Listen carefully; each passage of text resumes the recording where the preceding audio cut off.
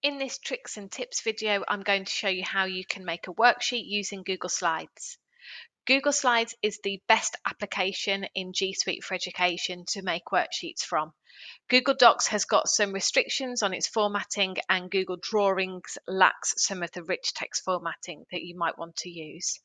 If you are a publisher diehard, then do have a go at using Google Slides. It's got lots of lovely features and tools within it, and it is something that should hopefully meet your needs instead of using Publisher. So let's make a start, because the very first thing that we need to do is change the shape of our Google Slides. So the first thing we're going to do is go into the page setup and change it from a presentation slide deck to a worksheet style slide deck.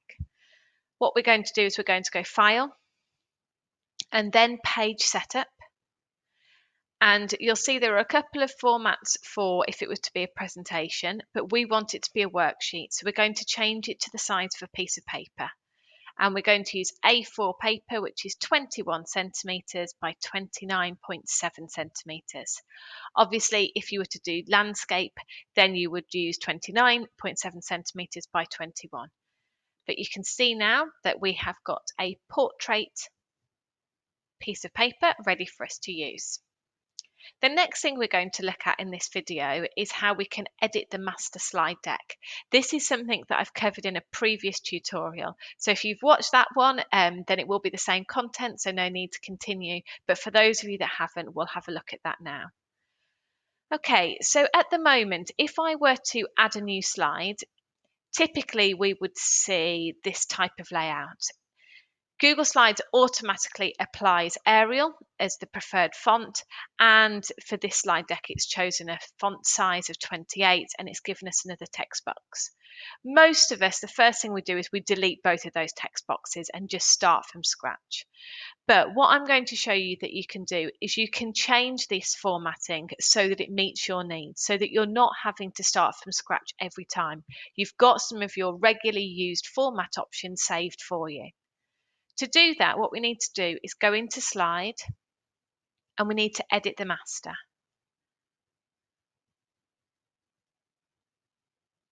Okay, so in here we can see that we've got the master slide deck, and there are lots of different layouts that have been created by Google for us to use, and it's got some of that formatting in there already. This particular layout is called the title and body layout, and what I can do is double click in here and I can start editing this so that it's got my preferred formatting. So if this is a worksheet, I'm unlikely to want it to be a font size of 28. I tend to use more of a size 14 for my worksheets. So I'm going to pop that in there first of all. Next, you have got the option to change the font. All of our schools use different font styles.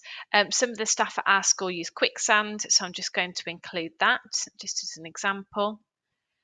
And at the top of my worksheet, I'm likely to have the date, which I'd like to underline, and then I might have the LO underneath that. Another thing that we tend to include on a lot of our worksheets is a success criteria. So underneath here, I'm going to just remove all of this by deleting it. And then I'm going to insert a table, and I'm going to have my success criteria, which tends to be about 4 rows. And you can change these because it's going to be a bit of a checklist. There we go.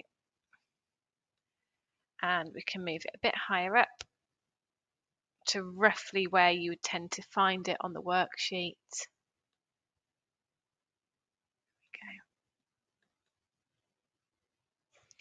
And you can even add some of the titles in here. So on all of our success criteria, we have the word success criteria at the top. And then we tend to have a checklist, which is for the pupil and for the teacher to tick off. You can see it's defaulted again to Arial and a size 14 here. If I highlight this, again, I can change it so that it has got the font that I use with my class. And for the success criteria, I tend to go down to more of a 12. And in fact, I'm just going to highlight all of this box so that it defaults to that. I'm going to go 10 for this bit and Quicksand again. Okay. Just thinking about other things that you might include. It depends how you work with your worksheets. With maths, you might always then have a short arithmetic burst, which you could pop the template for. Maybe you have it again in a little table with just 3 or 4 calculations that the children do as soon as they start. Maybe there's a little grammar warm up. Anything that you use regularly as your layout for your worksheets would be useful to include on here. Once you've done that, if you have a look at the top here where it said title and body, I'm going to rename it, and this is going to be for my maths. So this is a maths worksheet. And then what I could do is have a look at creating a slightly different one for my English worksheet. So maybe for English, we don't tend to use success criteria. Maybe we tend to include a key vocabulary box or something like that. So again, we can double click. We can remove this styling. Just going to make sure it's left aligned. I'm going to change the font and the font size again, and then delete any parts of this template that you're not going to use. So I'm not going to use this specific part or this part, and add in anything that you do want to use. Some schools include a logo on their worksheets. Some schools include some vocabulary cards on their worksheets. And so you can insert videos, not videos, you can insert images from here. So let's say, for example, I did want the school logo on our worksheets. I can pop that in, just pop myself out of the way. And I can format that so that it's on there as standard. And this time I'm going to rename this template, and this is going to be for my English worksheet. And obviously you would add in whatever it is that you want to include for that. Okay, when you've got those templates and those masters all ready, click on the X. There's no need to save because we're in Google. And now what you'll see is, first of all, that formatting has been automatically applied. So if I just zoom in just a little bit, we can see now that my font style has defaulted to Quicksand 14 underlined, and I've got that checklist in there as well. Now, each time I add a new slide, I've got the choice to apply those masters to it. So if I do add a new slide and I do with layout, I can see here that I've got my maths worksheet and I've got my English worksheet, so that I can choose then which layout I want to use before I start creating my worksheet. And hopefully this will save you some time, so you're not spending the first part of your resourcing time just changing the font and just changing the layout and just changing the sizing, because this is now saved in here as a standard for you. And then what will happen is, as soon as you click to add title, and that's going to be the date, it automatically applies that formatting, and then the LO, it automatically applies that formatting, and that's all then done for you and just saves you that little bit of time.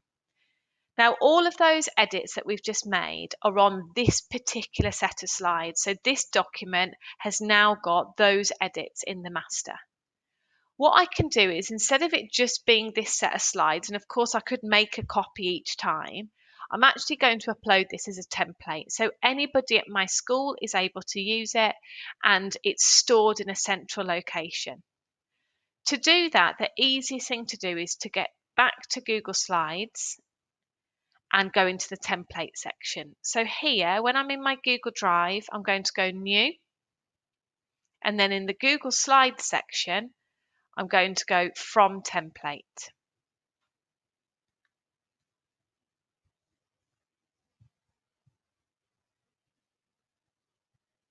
In the template gallery, you'll see any templates that have been uploaded by our organisation. So you might see some from other schools, you might see some from the Elliott Foundation, and you might see some from your own school. To submit a template, you just click Submit, and then select the presentation that you want to include. So the one I've just been working on is up here. It's called Google Slides Tricks and Tips, and it'll be in my recent folder. Okay, there it is. I'm going to submit a copy instead of the original, and I'm going to rename it, and this was my worksheet template.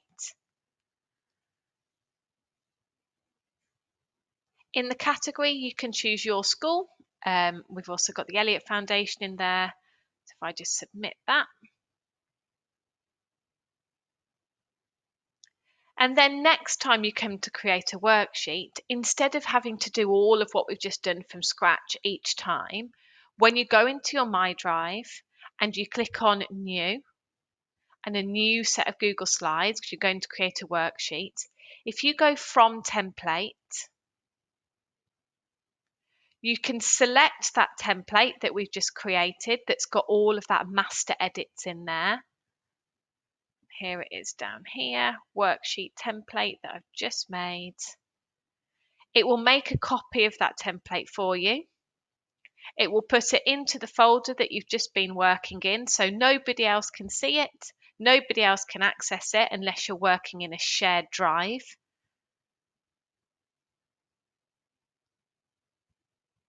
And then once it loads, I'll just show you that that formatting has all been pulled across. Just give it a minute.